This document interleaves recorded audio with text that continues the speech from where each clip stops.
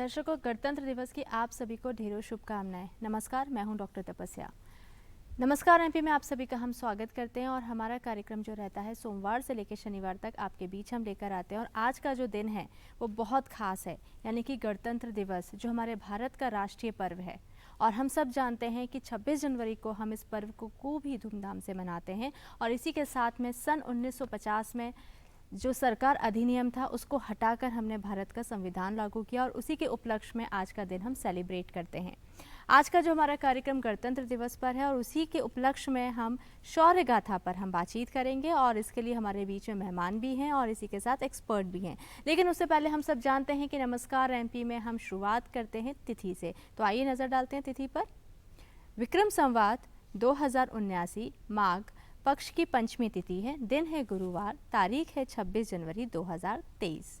इसी के साथ में जो हमारा अगला सेगमेंट होता है वो होता है इतिहास। आज क्या कुछ खास हुआ था इतिहास में, आइए उस पर भी हम नज़र डालते हैं। अगर मैं बात करती हूँ आज ही के दिन सन 1950 की, तो भारत एक संप्रभु लोकतांत्रिक गणराज्य घोषित हुआ और भारत का संविधान लागू हुआ था आज ही के दिन। इसी के साथ में आज ही के दिन की अगर मैं बात करती हूँ तो 1963 की अगर मैं बात करूँ तो मोर के अद्भुत सौंदर्य के कारण भारत सरकार ने 26 जनवरी को इसे राष्ट्रीय पक्षी भी घोषित किया था। आज ही के दिन अगर हम 1972 की बात करते हैं तो युद्ध में शहीद सैनिकों की याद में दिल्ली के इंडिया गेट पर अमर जवान राष्ट्रीय स्मारक की स्थापना की गई थी। आज ही के दिन अगर हम बात करते हैं तो 1951 में पूर्वोत्तर भारत में हवाई यातायात सुगम बनाने का ध्यान में रखते हुए हवाई सेवा वायुदूत प्रारंभ हुआ था। 1982 में पर्यटकों को विलासितापूर्ण रेल यात्रा का आनंद दिलाने के लिए भारतीय रेल ने पैलेस ऑन व्हील्स सेवा भी शुरू करी गई थी। ये तो इतिहास में आज के दिन में दर्ज हुए थे कुछ खास इवेंट्स। और इसी के साथ में अगर मैं बात करती हूँ विचार की, तो वो बहुत महत्वपूर्ण होता है और आचार्य चाणक्य की जो नीतियाँ होती हैं अगर हम अपने जीवन में अपना लेते हैं तो हमें रास्ता आसान हो जाता है जीवन का। इसी के साथ में हम नज़र डालते हैं आज के विचार पे। आज का विचार आचार्य चाणक्य ने दिया था, जीवन में 3 मंत्र: आनंद में वचन मत दीजिए, क्रोध में उत्तर मत दीजिए और दुख में निर्णय मत लीजिए। बहुत खास उनका ये नीति है जो हमें अपने जीवन में अपनाना चाहिए। और जैसे कि मैंने आपको शुरुआत में ही बताया था कि आज जो चर्चा का विषय है वो बहुत खास है, शौर्य गाथा, जिस पे हम चर्चा करेंगे। और हमारे साथ चर्चा करने के लिए मौजूद हैं ब्रिगेडियर संजय घोष सर। हम आपका स्वागत करते हैं हमारे कार्यक्रम नमस्कार एमपी में। और इसी के साथ में हमारे साथ में मेहमान के तौर पे आश्वस्ति सक्सेना जो कि सिंगर हैं, हम उनका भी स्वागत करते हैं हमारे कार्यक्रम में। इसी के साथ में सर, जैसे कि आज का हमने विषय लिया है जिस पे हम लोग शौर्य गाथा पे बातचीत करने वाले हैं, क्योंकि आज का दिन गणतंत्र दिवस हम मना ही रहे हैं। तो सबसे पहले तो मैं जानूंगी कि क्यों मनाते हैं, ये आप हमारे तमाम दर्शकों को बताइए। आपने खुद ही पहले जो शुरुआत में कहा है कि गणतंत्र दिवस हमारे संविधान को लागू करने के लिए 26 जनवरी 1950 में किया गया था और उससे पहले गवर्नमेंट ऑफ इंडिया एक्ट 1935 जो कि हमको जोड़ रखा था ब्रिटिश सरकार के साथ, उसको ख़त्म किया गया था। ये एक राष्ट्र का पहचान है और उस दिवस को हमारी पहचान बना के इसीलिए हम हर साल इसको मनाते हैं। और गणतंत्र दिवस का ये महत्व है। ये महत्व अगर हम नहीं मनाएंगे तो हमारी पहचान और आगे आने वाली पीढ़ियों को याद नहीं रहेगा। इसीलिए हम बहुत गर्व के साथ इस पहचान को बनाए रखते हैं और हर साल गणतंत्र दिवस मनाते हैं। बहुत अच्छी बात आपने ये बोली कि इसको हम विलुप्त नहीं होने देना चाहते हैं, इसे हम धूमधाम से मनाते हैं क्योंकि हमारा राष्ट्रीय पर्व भी है और हमारे जो युवा हैं इसमें वो भी बढ़ चढ़ के हिस्सा लें, ये भी एक बहुत बड़ी भागीदारी हमारे लिए होती है। इसी के साथ में आश्वस्ति, आप बहुत यंग हैं और जिस तरीके से हमने आपके कुछ गुनगुनाते हुए हमने कुछ देखे कि आप किस तरीके से गुनगुना रही थी, बहुत ही सुंदर आपकी आवाज़ है। आज हम सब यहाँ पे गणतंत्र दिवस के उपलक्ष्य में इकट्ठे हुए हैं, खास कार्यक्रम लेकर आए हैं तमाम दर्शकों के लिए। तो सबसे पहले तो मैं आपसे ये जानना चाहती हूँ कि आपने अपनी सिंगिंग कब से शुरुआत की और आपके प्रेरणा कौन थे? सबसे पहले तो आप सभी को मेरा नमस्कार और गणतंत्र दिवस की ढेरों शुभकामनाएं। तो मैंने जब गाना शुरू किया तब मैं 5 या 6 वर्ष की होंगी और जो मेरे बड़े भैया हैं मेरे को उनको देख के शौक़ लगा कि हाँ गाना चाहिए। और मैं लता जी की बहुत बहुत मानती हूँ। लता जी को मेरी सबसे पहली गुरु लता जी ही हैं, तो मैं लता जी को बहुत मानती हूँ और उनको देख के मेरे को गाना अच्छा लगता है। बिल्कुल, जिस तरीके से आपने बताया कि आपने देखकर, घर में सुनकर, यानी कि घर का एक माहौल आपका रहा जहाँ पे सिंगिंग पहले से ही था। तो ये बहुत अच्छी बात है, कई बार हम चीज़ों को ऑप्ट नहीं करते हैं जो अच्छी होती है, लेकिन आपने उसे ऑप्ट किया और पढ़ाई के साथ-साथ आप इस चीज़ को आगे लेकर जा रहे हैं। और आज हम आपसे बहुत सारे गाने भी सुनेंगे, लेकिन उससे पहले मैं सर से जानना चाहती हूँ, हमारे बीच में जो ब्रिगेडियर संजय घोष हैं उनसे, कि जिस तरीके से आज हम बातचीत कर रहे हैं शौर्य गाथा के ऊपर, क्यों आपको लगता है कि आज क्यों ज़रूरत पड़ी है कि इस पे बातचीत करना चाहिए आज ही के दिन? देखिए, शौर्य एक अभिन्न अंग है हमारे चरित्र का। मेरा मानना है कि शौर्य हर एक के पास होता है, लेकिन उस शौर्य को बाहर लाने के लिए एक तार जोड़ना पड़ता है, और वो तार जोड़ने के लिए राष्ट्र और राष्ट्र के लिए समर्पित सारे जितने भी हमारे भावनाएं हैं वो शौर्य को विकसित करते हैं। इसलिए बहुत ज़रूरी है कि राष्ट्र की छवि और उस पहचान को बरकरार रखने के लिए देश में जितने भी वीर होते हैं किसी भी पहलू में, उनके बलिदान को, उनके कार्य को हम उजागर करें, ताकि आने वाली पीढ़ी उससे सीख ले सके और देश की पहचान बनी रहे। इसलिए शौर्य गाथा एक बहुत अभिन्न अंग है देश के आगे विकसित होने के लिए। सर, ये बात तो आपने बोली कि हम उनके बलिदान को याद करते हैं, जो उन्होंने महत्वपूर्ण बलिदान दिया हमारे देश के लिए, उन सब के बारे में बातचीत करते हैं शौर्य गाथा में। लेकिन 26 जनवरी ही क्यों, इस पे हम ज़रूर बातचीत करेंगे, लेकिन उससे पहले मैं अश्वस्ति से सुनना चाहूँगी, क्योंकि तमाम दर्शक जो हमें देख रहे हैं, सुन रहे हैं, वो भी चाहेंगे कि इतनी खूबसूरत सी जो अश्वस्ति हमारे साथ में मौजूद है, जिनकी आवाज़ भी बहुत मधुर है, आज क्या पेश करने वाली हैं? आज मैं कुछ चुनिंदा गीत लेके आप सभी के सामने प्रस्तुत हूँ, और जो मैं पहला गीत गाना चाहती हूँ वो है ए मेरे प्यारे वतन। बिल्कुल, हम चाहेंगे कि आप उसको प्ले करें तमाम दर्शकों के लिए। ए मेरे प्यारे वतन, ए मेरे बिछड़े चमन, तुझ पे दिल कुर्बान, तू ही मेरी आरज़ू, तू ही मेरे आबरू, तू ही मेरी जान। ए मेरे प्यारे वतन, ए मेरे बिछड़े चमन, तुझ पे दिल कुर्बान।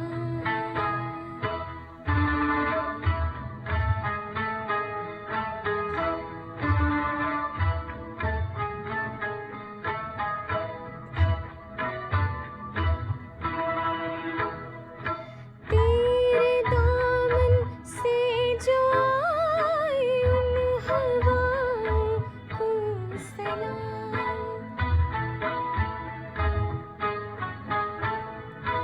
तेरे दामन से जो आए उन हवाओं को सलाम, चूम लूं मैं उस ज़ुबां को जिस पे आए तेरा नाम, सबसे प्यारी सुबह तेरी, सबसे रंगी तेरी शाम, तुझ पे दिल कुर्बान, तू ही मेरी आरज़ू, तू ही मेरी आबरू, तू ही मेरी जान।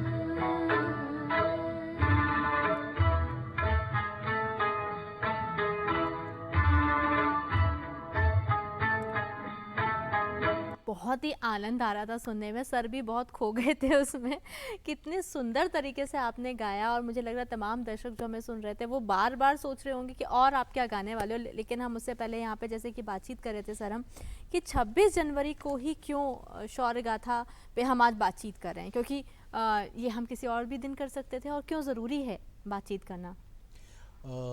तपस्या जी, ऐसा है कि राष्ट्रीय पर्व है। राष्ट्रीय पर्व के दिन अगर हम इस मुद्दे पे चर्चा करते हैं तो क्या है कि पूरा देश उस दिन जुड़ा होता है इन्हीं भावनाओं से। हालांकि सारे साल शौर्य के ऊपर काफ़ी सारे टीवी में सीरियल्स भी बनते हैं, चलते हैं, और उन पे चर्चा होता है, लेकिन जैसे कि हम अपने शायद जन्म दिवस पे एक पर्टिकुलर कोई कार्यक्रम करते हैं, उसी तरह आप समझ लीजिए कि देश का जन्म दिवस अगर हम मान लेते हैं कि 15 अगस्त था और फिर देश का ये दूसरा एक दिवस है जिसमें कि देश में संविधान लागू हुआ था, तो इसमें कि शौर्य गाथा को अगर आप उस पे चर्चा करते हैं तो उस तारीख का महत्व बढ़ता है और पूरा देश उस भावना से जुड़ता है। तो इसीलिए हम 26 जनवरी को इस शौर्य के ऊपर चर्चा करते हैं ताकि देश में चारों तरफ इसको नज़रअंदाज ना करके और इसी मुद्दे पे सारे जुड़ जाएं और सारे हमारे जितने भी वीर है, सैनिक हो या कोई भी नागरिक हो जिसने शौर्य की कोई भी गाथा की हो, लिखी हो, और उससे हम सीख ले सके आगे वाले पीढ़ी आने के लिए। जी, आपने जिस तरीके से यहाँ पे बताया कि एक जन्म दिवस जो हम एक पर्टिकुलर डे पे मनाते हैं, सेलिब्रेट करते हैं, लेकिन इसका मतलब ये नहीं कि पूरे साल हमें उत्साह नहीं होता है, पूरे साल हम जीते नहीं हैं। हम जीते हैं इसीलिए हम मनाते हैं, इसीलिए शायद हम अपने राष्ट्र की सेवा कर रहे हैं और इसीलिए हम एक दिन पर्टिकुलर होता है जो हम सेलिब्रेट करते हैं। जब वीरता की बात आती है, सैनिकों की बात आती है, तो युद्ध पीछे रह जाए तो वो संभव नहीं है सर। तो अगर मैं शौर्यम दक्षम युद्ध की अगर बात करती हूँ तो उसका क्या अर्थ होता है? कई बार हम सुनते हैं पर उसका अर्थ नहीं जानते हैं, तो आप उसे कैसे समझाना चाहेंगे? देखिए, शौर्य बहुत ही पुराने समय से युद्ध के साथ ही शायद जुड़ा रहता है ये शब्द। तो शौर्य दक्षम युद्धे बलिदान परम धर्म, ये भारतीय सेना का एक स्पेशल फोर्सेस का मोटो है। मतलब बहादुरी वही है जो आपको युद्ध के लिए सक्षम बनाती हो। तो आपके अंदर शौर्य ज़रूर है, लेकिन उस शौर्य को बाहर लाने के लिए आपको तैयारी करनी पड़ती है, और अगर आप तैयार हैं तो आप कभी भी युद्ध में अपना बलिदान देने के लिए तैयार रहते हैं। और इन सब का अंत क्या है? वो अंत है आप किसके लिए युद्ध कर रहे हैं और क्यों कर रहे हैं। जैसे कि हम सब गीता सार से सीख लेते हैं, और युद्ध मैं अपने राष्ट्र के लिए कर रहा हूँ, उसकी रक्षा के लिए कर रहा हूँ, और इसीलिए ये पूरा जितना शौर्य दक्षम का आपने जो शब्द बताए, और ये हमें ले जाता है कि युद्ध की तैयारी के लिए, और ताकि हम हमेशा अपने आइडेंटिटी को, और हमारी आइडेंटिटी है भारतीयता, तो हम अपने देश के लिए ही तैयारी कर रहे हैं और बलिदान देने के लिए हमेशा सर्वप्रथम खड़े हैं।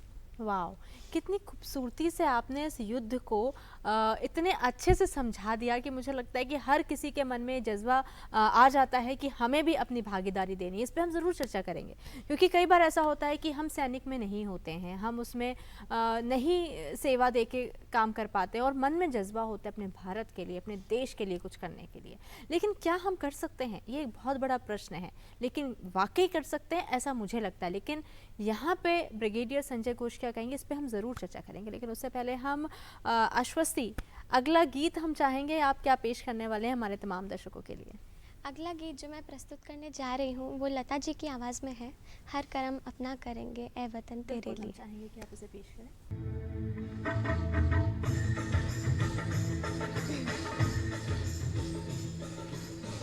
हर कर्म अपना करेंगे, हर कर्म अपना करेंगे ए वतन तेरे लिए।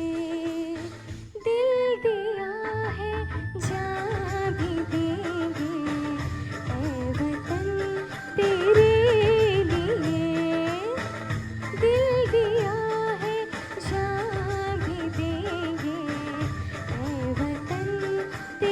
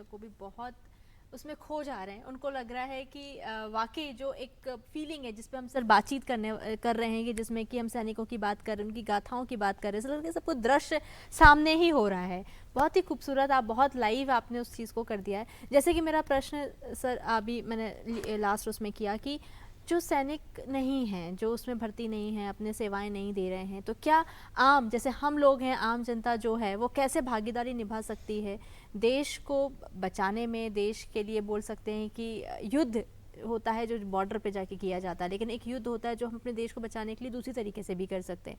क्या क्या तरीके हो सकते हैं उसके? देखिए, ऐसा है कि युद्ध में ही आप किसी तरह की सहायता कर सकते हैं देश के निर्माण के लिए, ऐसा नहीं है। हर दिन हर नागरिक जो कुछ भी करता है वो देश के लिए ही हो रहा है, शायद उसको पता नहीं होता है। आज जब हम यहाँ बैठे हुए चर्चा कर रहे हैं और इस चर्चा में भागीदार जितने भी लोग होंगे वो कुछ ना कुछ कर रहे हैं अपने लिए, जो कि आखिरकार इस देश को उजागर करेगा। तो एक कॉमन जो सिटीज़न है या जो नागरिक है, मैं शुरुआत करता हूँ जब ट्रेनिंग देता हूँ अपने बच्चों का एनसीसी में, उनको ये नहीं बताता हूँ कि आपको आगे चल के सैनिक ही बनना है। नहीं, आप पहले एक अच्छे नागरिक बने जिसमें कि आप देश को कैसे तरक्की के रास्ते पे ले जाना है, हर एक छोटे चीज़ पे ध्यान दें। इसमें कई सारी चीज़ें आ जाती हैं जो कि हमारे सारे सरकार करते हैं कि स्वच्छ भारत अभियान हो, वो भी देश के ही संरक्षण के लिए है। शायद हमारे ऊपर जब दुश्मन अटैक करे तब हम रक्षा करें, ये नहीं। आज हमने देखा कि पिछले 2 वर्ष में कोरोना काल में दुश्मन कोई नहीं था, कोरोना दुश्मन था। तो उसमें देश का हर नागरिक जुड़ गया तो ही शायद आज हम संरक्षण में आ गए हैं, इसीलिए हम दूसरे देशों के मुताबिक हम अच्छा कर रहे हैं। इसी तरह आप समझ लीजिए कि युद्ध हर पल हर दिन किसी न किसी पहलू में हो सकता है। तो आप शायद हेल्थ लेके करें, आप एजुकेशन लेके करें, एंटरटेनमेंट लेके करें, आप कोई भी काम कर रहे हो वो देश के लिए ही अगर कर रहे हैं तो देश का भला ही होगा और आप देश को संभाल रहे हैं, तो इनडायरेक्टली आप देश के सैनिक हैं। बिल्कुल, हर काम जो आप पूरी निष्ठा से करते हैं, 100% दे के करते हैं, वो सारी भागीदारी हमारे देश के निर्माण के लिए होती है। और अगर देश का निर्माण इतना उज्जवल हो जाता है तो मुझे लगता है कि शायद युद्ध की ज़रूरत ही ना पड़े। अगर हम इतने सशक्त हो जाते हैं तो शायद हमें उस युद्ध की ज़रूरत ना पड़े जहाँ पे हमारे वीर सैनिक अपनी जान गंवा देते हैं। तो हर काम जो भी आप करते हैं उसको अगर निष्ठा ईमानदारी से करते हैं तो मुझे लगता है कि सर कभी युद्ध की नौबत ही ना आए। और जितने हमारे वीर सैनिक अपनी जान गंवा देते हैं और वो उन सब चीज़ों से हम बच सकते हैं।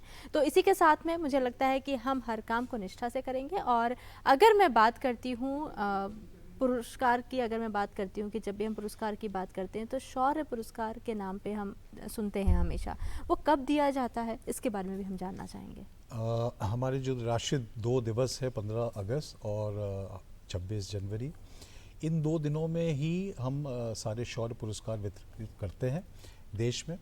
और क्यों ये 2 दिन है, हमने पहले भी चर्चा किया, क्योंकि ये हमारे पहचान बनाती है और राष्ट्र दिवस है। इसलिए राष्ट्र दिवस को मानते हुए हम एक दिन को में सारों को जोड़ रहे हैं। तो उसमें जो शौर्य की जितनी भी गाथा है और पुरस्कार है, इन 2 दिनों में जब हम देते हैं देश की तरफ से, तो पूरा देश का नज़रिया सिर्फ उन्हीं पे चला जाता है। और क्योंकि ये मान के चलिए कि 365 दिन शायद आप इस एक चीज़ के बारे में बात करेंगे तो शायद इतना इम्पोर्टेंस नहीं रह जाएगा, इसलिए हर दिन का एक महत्व रखते हैं। और इसलिए इन 2 दिवस में हम सारे शौर्य पुरस्कार देते हैं। बिल्कुल, बहुत अच्छी बात आपने बोली है। और इसी के साथ में आश्वस्ति से बहुत सारे गाने सुनने हैं, लेकिन यहाँ वक्त हो गया एक छोटे से विराम का। दर्शकों, आप कहीं मत जाइएगा, बने रहिएगा और देखते रहिएगा कार्यक्रम नमस्कार एमपी।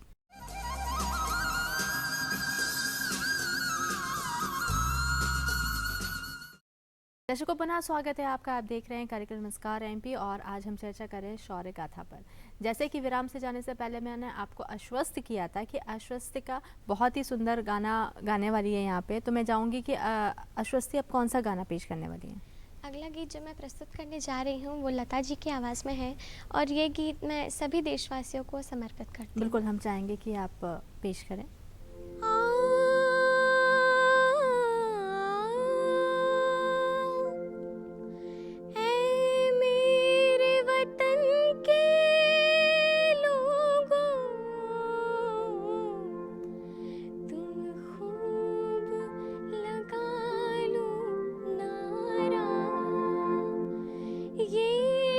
शुभ दिन है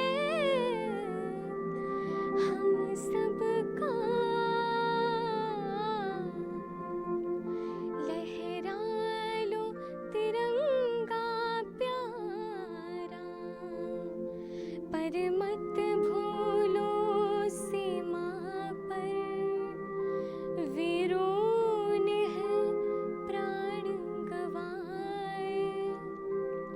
कुछ याद उन्हें भी कर लो,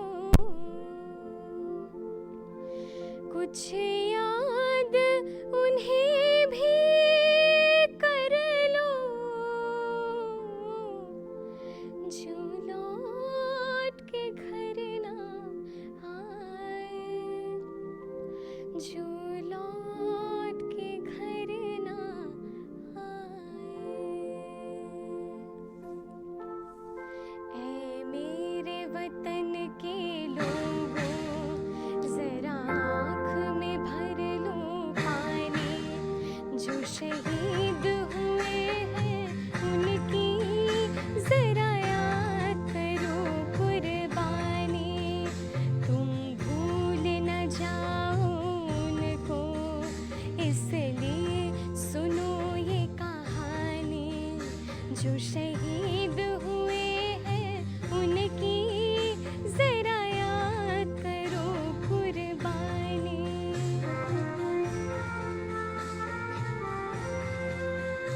कोई सिख कोई जाट मराठा, कोई सिख कोई जाट मराठा, कोई गुरखा कोई मदरासी, कोई गुरखा कोई मदरासी, सरहद पर मरने वाला, सरहद पर मरने वाला, हर वीर था भारतवासी, जो खून गिरा पर्वत पर, वो खून था हिंदुस्तानी, जो शहीद हुए हैं उनकी जरा याद करो कुर्बानी।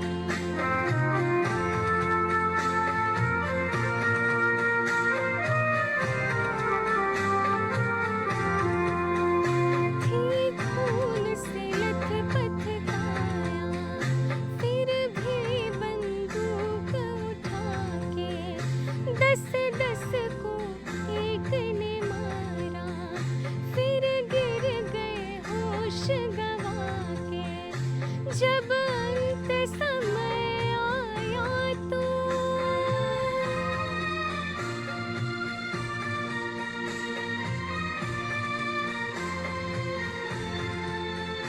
जब अंत समय आया तो कह गए कि अब मरते हैं, खुश रहना देश के प्यारों,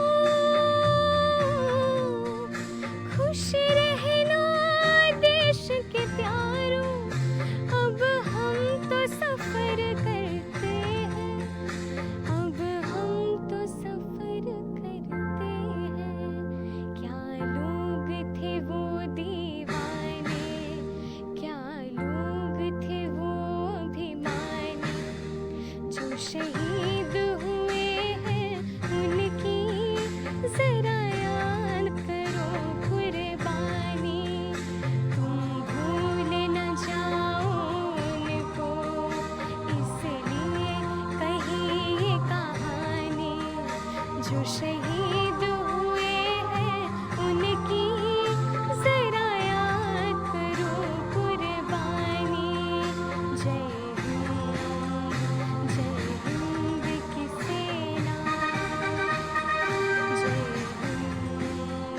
जय हिंद की सेना, जय हिंद, जय हिंद, जय हिंद। बहुत अच्छा। बहुत सुंदर, बहुत ही सुंदर। हम सब उसमें बहुत ज़्यादा इन्वॉल्व हो गए थे इनके सॉन्ग में। चलिए हम वापस से चर्चा पे आते हैं। सर, जैसे कि अगर मैं युद्ध इतिहास की बात करती हूँ तो उसमें भी अगर हम शौर्य गाथा की बात करते हैं तो क्या महत्व होता है उसका? बिल्कुल आपने सही फरमाया है कि इतिहास एक ऐसा पहलू है, वो हमारे देश का हर एक देश को एक पहचान देता है। अब इतिहास में सैन्य इतिहास और सैन्य इतिहास में शौर्य गाथा, ये वो भाग है जिससे कि हम आने वाले पीढ़ी को और जितने भी सैनिक हैं और सैन्य बल से जुड़े हुए हैं, वो इस इतिहास से पहले तो सीखते हैं, सीख के फिर आज के दशक में उसको कैसे अप्लाई करना है और यूज़ करना है, उसको हम समझते हैं। इसको समझने के बाद हम इस शौर्य गाथा जो कि हमारे इतिहास में लिखा हुआ है, उसको हम सबको इसलिए पढ़ाते हैं ताकि सैन्यों का मनोबल बढ़ा रहे और वो देश के प्रति एक ऐसी भावना लेके कार्यरत रहे जिससे कि देश की रक्षा और संरक्षण में वो हमेशा अग्रसर रहते हैं। इसी को लेके ये एक अहम विषय है जो कि हर सैनिक को पढ़ाया जाता है। बिल्कुल, जब सर हम बात किसी भी युद्ध की करते हैं या सैनिक की करते हैं तो मुझे लगता है कि कारगिल को हम नहीं भूल सकते हैं, हमेशा हम उस पर बातचीत करते हैं। तो अगर मैं कारगिल विजय दिवस की मैं बात करूं आज ही के दिन में, तो क्यों मनाते हैं, क्यों इसकी आवश्यकता महसूस हुई? देखिए, जब से भारत को आज़ादी मिली है और हमने तब अब तक 3 शायद मेजर युद्ध लड़े हैं पाकिस्तान के साथ, जिसमें कि कारगिल युद्ध ऐसा युद्ध था, बहुत ज़्यादा कठिनाई थी और इस कठिनाई में जो हमारे सैन्य लीडर्स आगे आए हैं, वो बहुत ही ज़्यादा दुर्गम पहाड़ियों में इस तरह से उन्होंने शौर्य दिखाया है जो कि शायद इतिहास में पहले कभी नहीं हुआ हो।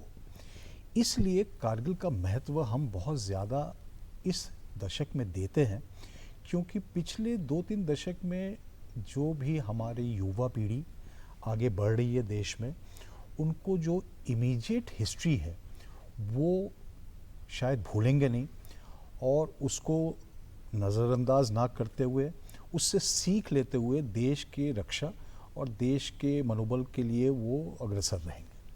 बिल्कुल सर, जिस तरीके से आपने बताया कि वाकई कारगिल को कोई नहीं भूल सकता है और हमें याद भी करना चाहिए, क्योंकि उस समय बहुत सारे जो वीर सैनिक थे उन्होंने अपना बलिदान दिया, जिसके कारण आज हम सुरक्षित भी हैं। अगर मैं आप, क्योंकि इतने लंबे समय से, इतने लंबे अंतराल से आप जुड़े हैं, तो आपका एक ऐसा कोई वाक्या जो आपको लगता है कि वो आपको बहुत नम कर देता है जब भी आप सोचते हैं, तो वो ऐसा वाक्या हम चाहेंगे कि आप हमारे साथ, हमारे तमाम दर्शकों के साथ साझा करें। हर एक के जीवन में कोई ना कोई वाकया होता है, हर सैनिक। मैं जब शायद शुरू में 1990 के दशक में कश्मीर में था, तो मैं नया 2 साल की मेरी नौकरी थी भारतीय सेना में और मैं लाइन ऑफ कंट्रोल में डिप्लॉयड था। मेरे साथ मेरे 2 सैनिक होते थे, क्योंकि मैं आर्टिलरी में था तो मेरा काम था कि अगर हमला हुआ तो तोप चलाने हैं और उसके लिए ऑर्डर देना है। तो मेरे साथ एक ऑपरेटर होते थे और एक टेक्निकल असिस्टेंट होते थे और बर्फ़ में हम तीनों रात को बाहर लेटे रहते थे अपने दूरबीन से देखते हुए कि जैसी अगर लगा तो तोप चला देना है। तो उस वक्त कुछ ऐसा हादसा हुआ कि जिस दिन हमें कुछ पता चला कि शायद उस पार से हम पे हमला होने वाला है, कुछ शायद आतंकवादी आने वाले हैं या इरेगुलर, जो हमें पता नहीं थे कौन आएगा। तो आपस में तीनों में जो मेरे 2 सैनिक थे, वो ये चर्चा करने लगे कि अगर सर हम हमले में आ गए तो हम दोनों संभाल लेंगे, आप पीछे से निकल जाइएगा। तो मुझे लगा कि ये क्यों मुझे जाने के लिए बोल रहे हैं, तो उस दिन मुझे इनके बलिदान की भावना समझ में आई। तो हमने कहा कि नहीं, ऐसा नहीं होगा, आप दोनों चले जाना, क्योंकि मेरी तो अभी शादी नहीं हुई है और मेरा कोई परिवार नहीं है, आप दोनों के परिवार है, तो आप चले जाना, मैं देख लूँगा। हम तीनों में, दोनों जवान थे, हम तीनों में बहस होने लगी बर्फ़ के ऊपर। और उस दिन मेरी उम्र बहुत कम थी, मैं समझ नहीं पा रहा था। तो उन्होंने समझाया कि साहब, आप अगर नहीं रहे तो मुश्किल हो जाएगा, फायरिंग कौन कराएगा, क्योंकि हम नहीं रहे फिर भी आप अकेले फायरिंग तो करवा लेंगे तोप का और चला लेंगे अपने सरहद के पार, तो इसलिए आपको हम सलाह देते हैं कि आप पहले निकल जाइएगा। मैं आज भी उन दोनों को नहीं भूलता हूँ और अंत में शायद जैसे कि हिंदी चलचित्र में होता है, हमने एक कॉइन टॉस करके हेड टेल किया और मैंने बोला नहीं, जो जीतेगा आखिर में वही रहेगा और बाकी सब चले जाएंगे। उस दिन से मैं आज तक नहीं भूला कि उन दोनों मेरे जवान, शायद वो आज सेवानिवृत्त हो चुके हैं और अपने अपने घर में रहते हैं अपने परिवार के साथ, और आज तक मैं वो नहीं भूल पाया क्योंकि उनके बलिदान की भावना मेरे अंदर समा गई। तो मुझे लगा शायद मुझे भी ऐसा ही करना चाहिए जब कभी ऐसी स्थिति आएगी। यही है जो कि शौर्य को आगे बढ़ाता है। अभी जो हम इस पे बात कर रहे हैं तो मेरे तो गूज बम्स आ गए थे सर। आप तो बड़े मुस्कुरा के भी बोल रहे थे, हालांकि आज आपके चेहरे पे मुस्कुराहट है, लेकिन हम ये महसूस कर सकते हैं कि जब सामने से हमारे मौत होती है, ये होता है कि सामने वाला हम पे अटैक करने वाला है और शायद ये आखिरी दिन भी हो सकता है, इस देश के लिए हम समर्पित कर सकते हैं अपने आप को। तो मुझे लगता है कि उस समय जो भावनाएं होती हैं वो बहुत ही अलग होती हैं। आज तो हम उसको हंसी में करके, बातचीत करके वो कर रहे हैं। तो इस बलिदान की अहमियत को हम सबको समझना है। हम सबको समझना है कि मातृभूमि के लिए हम सबका बलिदान उतना ही महत्वपूर्ण है जितना एक वीर का होता है। उसके लिए ही जब हमने पहले भी चर्चा करी थी कि अपने काम को निष्ठा से करिए, ताकि हम अपने देश को, अपने मातृभूमि को इतना सशक्त बना लें कि कभी नौबत ही ना आए कि किसी को हम पे अटैक करना पड़े और हम अपने वीरों को खो सकें। इसी के साथ में मैं अश्वस्ति आपसे भी एक देशभक्ति का गाना फिर से चाहूँगी कि आप पेश करें, क्योंकि तमाम दर्शक हमारे साथ जुड़े हुए हैं लगातार। और क्या पेश करना चाहेंगी? अगला गीत जो मैं प्रस्तुत करने जा रही हूँ वो मैं चाहती हूँ कि आप सब लोग इस भावना से, देशभक्ति की भावना तो रही ही, साथ में इस भावना से सुने कि भारत माता स्वयं गा रही हैं ये गीत सभी देशवासियों के लिए और सैनिकों के लिए। वाह, बहुत खूबसूरत, बहुत खूबसूरत। इन्होंने एक लाइन बोली है, लेकिन उससे मुझे लगता है कि पूरी भावनाएं जो उनकी थी वो सामने दर्शा दी हैं। बिल्कुल हम चाहेंगे कि आप पेश करें।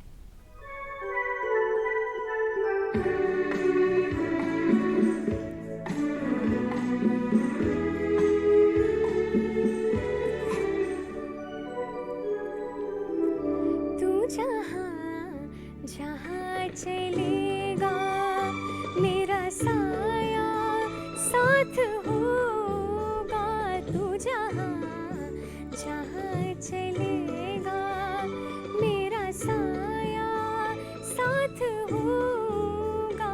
मेरा साया, मेरा साया, मेरा साया, मेरा साया।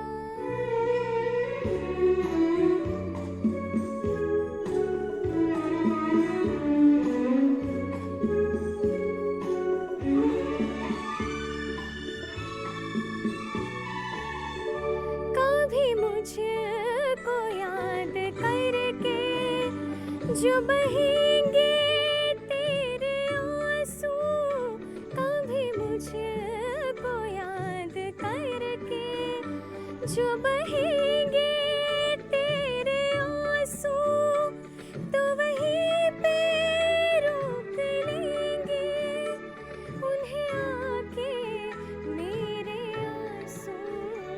तू जिधर का रुख करेगा मेरा साया साथ होगा। तू जहाँ जहाँ चलेगा मेरा साया साथ होगा। मेरा साया, मेरा साया, मेरा साया, मेरा साया।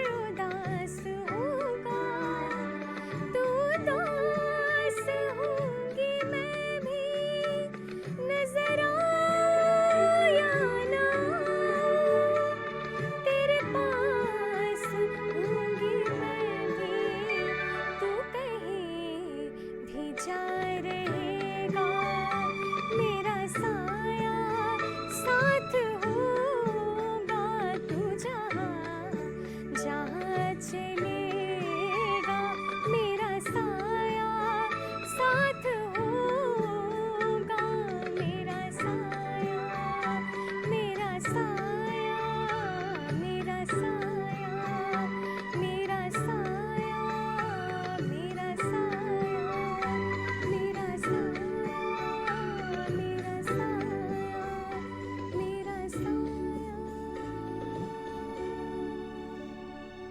बहुत अच्छा।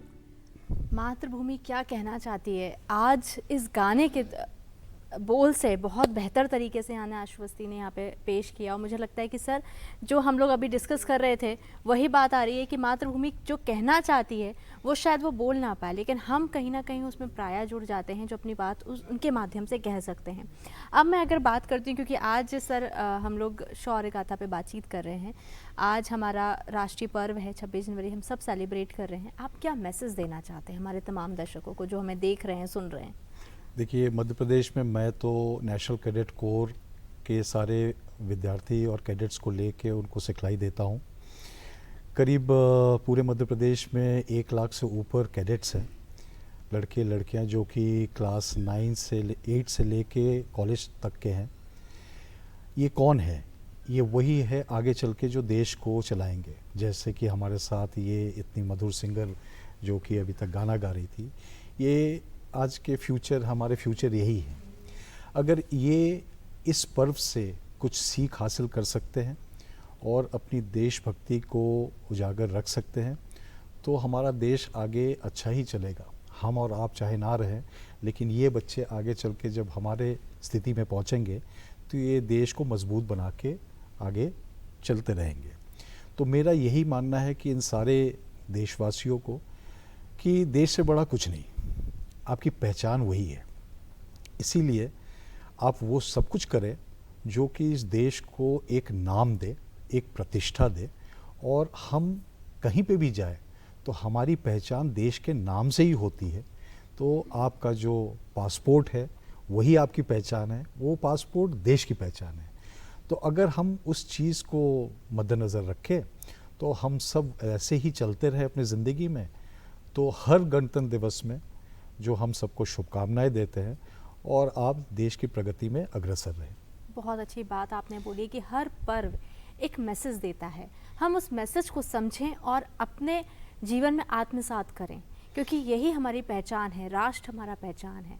अगर हम उस पहचान को समझने से, हमारा नाम पहचान है ना, उससे पहले हमारा राष्ट्र पहचान है। अगर हम इस बात को समझ लेंगे तो मुझे लगता है कि जो हम सोने की चिड़िया की बात करते थे आज भी है और हमेशा रहेगी। और इसी के साथ में हमारे बीच में ब्रिगेडियर संजय घोष थे जिन्होंने शौर्य गाथा पे बातचीत करी। आप यहाँ पे समय निकाल कर आए, उसके लिए बहुत बहुत धन्यवाद। लेकिन दर्शकों, यहाँ पर आश्वस्ति से एक गाना तो और बनता है, क्योंकि जिस तरीके से वो गा रही हैं, तमाम दर्शक चाहेंगे कि जाते जाते आश्वस्ति एक ऐसा गाना पेश करें जो हमारे तमाम दर्शक आज का जो दिन है उसको सार्थकता मानते हुए यहाँ पे हम अपने कार्यक्रम को भी ख़त्म कर सकें। तो अगला गीत जो मैं गा रही हूँ वो भी लता जी की आवाज़ में ही है, और मैं ऐसा सोचती हूँ कि हर किसी ने गाना सुना ही होगा, ऐसा शायद ही कोई व्यक्ति होगा जिसने गाना नहीं सुना। तो जो मैं गाना गाने जा रही हूँ वो है वंदे मातरम। बिल्कुल, यहाँ पर आश्वस्ति जो है वंदे मातरम पेश करेंगे और इसी के साथ में हम नमस्कार एमपी से आज के कार्यक्रम की आपसे विदा लेंगे। आपको ढेर सारी शुभकामनाएं गणतंत्र दिवस की। जय हिंद। वंदे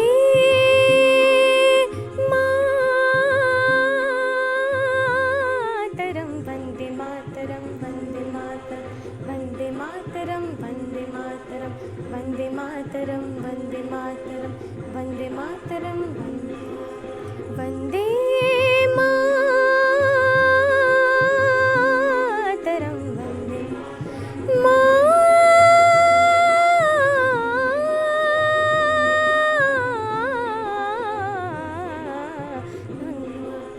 वंदे मातरम, वंदे मातरम। सुजलां सुफलां मलयज शीतलां शस्य श्यामलां मातरं वन्दे मातरं, वन्दे मातरं, वन्दे मातरम्।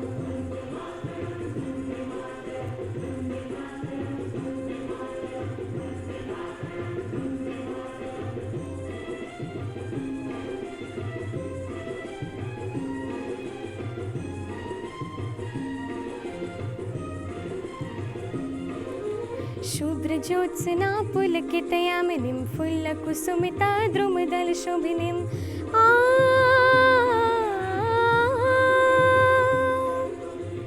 फुजासिनीं सुमधुरभाषिणीं सुखदां वरदां मातरं वन्दे मातरं वन्दे मातरं वन्दे मातरम्।